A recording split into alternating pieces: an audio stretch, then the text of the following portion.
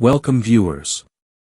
Meghan was successful in exploiting the palace's vulnerability, thus Markle's antics will never end. Stay tuned, this video explains all. Please, if you are new to my channel, take a moment to press the subscription button below and the notification bell for the latest news. We've noticed that the palace has a history of being slow to respond to crises, which has actually worked in Meghan's favor. In my opinion, there are ways to avert the disaster you predict, and each of them has to do with preemptive strikes to stop Meghan for good, and I am not talking about assassination here. Royal observers have voiced a variety of concerns regarding William and Catherine's decision to hire a CEO. Well, I disagree. I absolutely support William's decision to hire a variety of non-aristocrats as high-level aides. William is a sharp and strategic thinker, so he understands what he's doing. Consider his commoner wife Catherine, who is his closest friend and trusted counsel. It appears to me that William recognizes the value of having a diverse group of intelligent and loyal minds around him.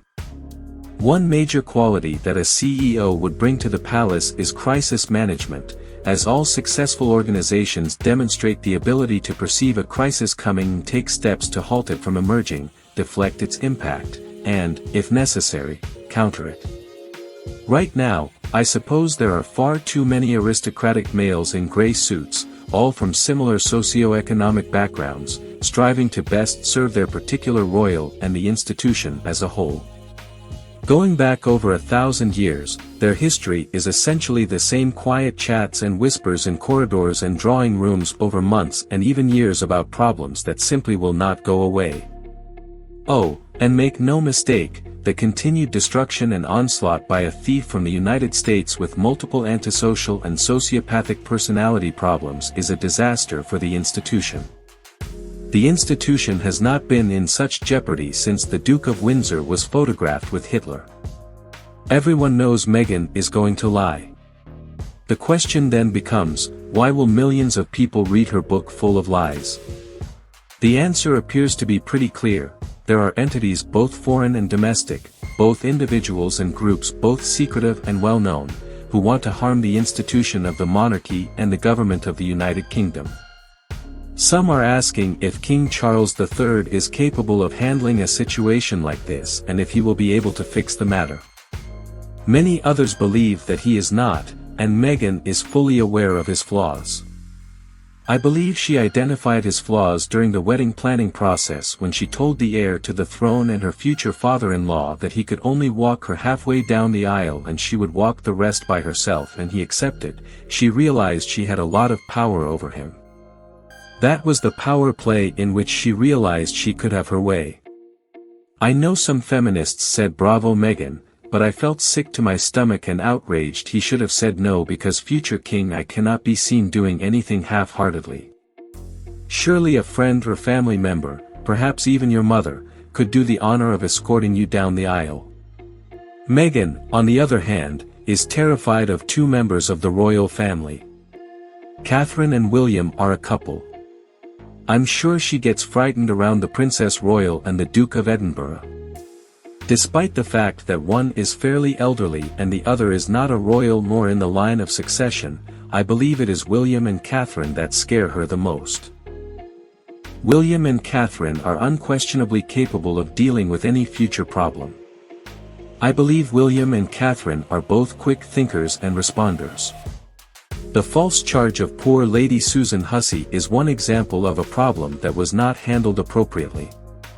William was in New York at the time for Earthshot, and I believe the choice was taken by a jittery courtier who didn't do his homework on Marlene Headley and instead decided that Lady Susan Hussey had to take the blame. I believe this was the time at which the Wales family realized they needed a better crisis management team to defend their future interests. Despite the fact that Meghan Markle is unstoppable, paying her hush money is not the solution. Number one, it wouldn't work because she'd still say anything she wanted, and for those who believe the monarchy has something to hide, it would reinforce their suspicions, so no, I don't think hush money is the solution. The palace must conduct preemptive strikes on the person orchestrating their demise, and how can they do so? They can certainly release the bullying report detailing all of Meghan's abuses, and they can also look into information that MI5 and MI6 have about Meghan and her mother's background through credible sources. They could now be honest about the use of circuits and claim that they were only trying to preserve Meghan and Harry's privacy.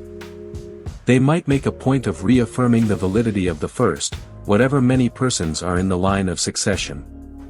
There is plenty they can do, but they must do something to avoid Meghan Markle. Time, when used effectively, can be a tremendous asset. It makes no difference how things turn out. Harry will be collateral damage in her book, which will describe his sexual inclinations, drug usage, alleged spousal violence, and possibly worse. I mean, all those home films Meghan and her mother have been filming give us a solid hint here. Her book will also weave some made-up stories about what happens in royal households and behind closed doors that she purportedly witnessed. And I predict the king will not come out looking good in all of this. Just as the late Queen's heart was destroyed seeing the Orpah catastrophe, he will never recover from the vicious lies Meghan will tell about him and his wife.